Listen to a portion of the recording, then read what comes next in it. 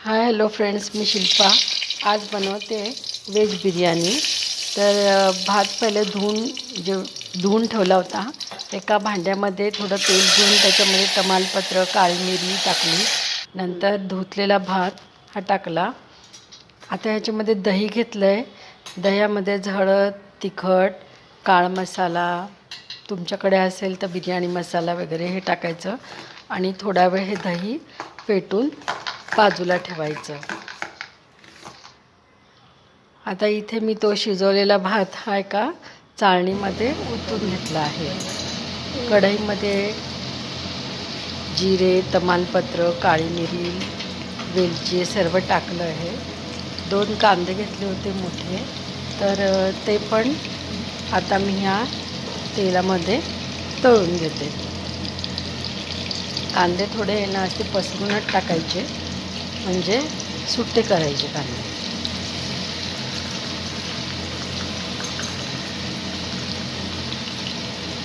सगळ्या पाकळ्या अशा मोकळ्या झाल्या पाहिजे त्याच्या।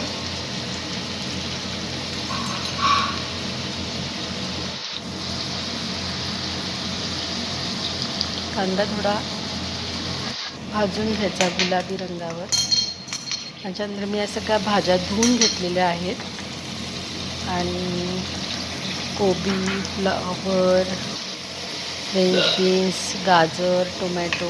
आता या मिक्सरच्या भांड्यामध्ये मी कोथिंबीर, कढीपत्ता, लसूण, आलं, पुदिना याचं वाटण वाटून घेतलं आहे। आणि आता मी जो शिजवलेला भात होता त्याला ही भाजी शिजली, त्या भाजीच्या ह्याच्यावर मी त्याची लेअर केलेली आहे।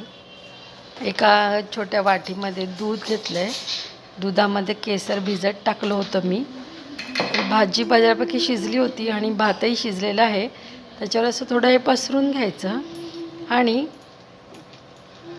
हलक्या हाताने पसरवायचं आणि त्याच्यावर मग आपण हा केसर आणि दूध भिजवलेलं आहे मी, त्याचं थोडंसं हे टाकायचं, म्हणजे छानपैकी कलर येतो त्याला।